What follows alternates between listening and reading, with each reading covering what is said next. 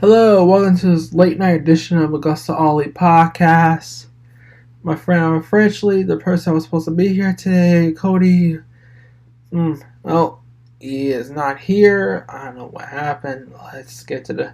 Let's start with Raw's highlights for this week. Alright. We have the Sami Zayn Cody Rhodes promo. Sami Zayn jumped into the ring unexpectedly with the mic. He asked Cody Rhodes to join him. The American Nightmare obliged and asked, "What do you want to talk about?" We talked about Zayn wanted to know if Rhodes was being truthful when he said the Master Strategist could beat Roman Reigns. Then Zayn questioned whether he could defeat the Tribal Chief. Talked about how he's watching Reigns taking down so many people during his run as champion. Rhodes tried to pump his ego by saying crowd knows he'll win on Saturday. The crowd actually ate this segment up. There was chanted several times. Everything about this done perfectly. Helped follow up what happened last week with Rhodes on Paul Heyman. If there were a time to call audible with a storyline as this, the crowd clearly wants Zayn to be in the main event of WrestleMania 39 with Rhodes and Reigns. So, unfortunately, we'll get to that later on in the podcast. What happened at the Chamber show, the Elimination Chamber. Additionally, you'll find out what happened. Bianca Belair now versus Bayley and versus Becky Lynch. 1 week after their grueling cage match, Bayley and Lynch were back in the ring together, but this time they had Belair as their dance partner. While both Lynch and Belair want to take out Bayley first, they want to work it together anyway. As soon as the role model were out of the ring, the man and the WWE winning at each other. We had 3 performers of this caliber in the ring together. It's almost possible to get a bad match without intentionally booking it that way. This bout was paced well, without everyone being in control of different paces at points. This was easily the best performance of the night. Since there was no disqualifications in the triple threat, Kodaka Io Sky interfered on Bayley's half was illegal. In fact, it was shocking that it didn't just get in the ring and help them later beat up Lynch and Belair sooner. So, then we have several women, other women showing at the ringside. But Belair took the whole down by throwing Sky into the dump of the ring. But Lynch hit Bayley with the manhandle slam. DS grabbed her for the KOD and dropped her right on top of the Bayley for the win. That was the women's main event. It was pretty much a good matchup. Some of that and what it was. That was Raw highlight. That's like a highlight on Raw. That was good. So let's go to the Dynamite highlights. Let's talk on the match card. We got the Texas Tornado match. Claudio Moxley versus Woosh and Preston Vance. We got a Mark Briscoe versus Josh Woods from the old Ring of Honor days. We have Hangman Page versus Kip Sabian. Orange Cassidy, The Acclaim. Billy Gunn versus Jeff Jarrett. Jay Lethal, Sam Singh, and John J. Dunn. It is a late night podcast, everyone. We got Jungle Boy, Jack Mary versus Brian Cage. Ruby Soul versus Tony Storm versus Britt Baker. Warlock promo with Jim Ross. MJF appearance. And Adam Cole's promo with Renee Paquette. Let's get to the promo with Renee Paquette. Alright, basically Adam Cole talked about the Revolution pay-per-view, and he will be there to wrestle as the first opponent. So we don't know who the opponent is. So we got Dynamite until Evolution March 5th, so we got plenty of time. So, yeah, honestly. Let's go to the matchup. A fun and eventful tag match with the Bayfaces scoring the win following the decision to beat Timbers to dud. The win basically rehabilitated the Acclaim a week after the controversial loss of tag team titles. Something you need to watch the bad taste of last week's show closing match out of the mouths of fans. Dud taking the pin did nothing to hurt the credibility of the heels, keeping them strong enough to remain threats to anyone that can stand across from the ring. It was a performance of Jarrett, though, that was most inspiring. Just prior, Jarrett was a hugely significant, influential presence in pro wrestling history, and his death just 24 hours earlier has been devastating to go out there perform while Mr. B or the effect of specials like therapeutic and now turned to do something that brought the family together for as long as it did.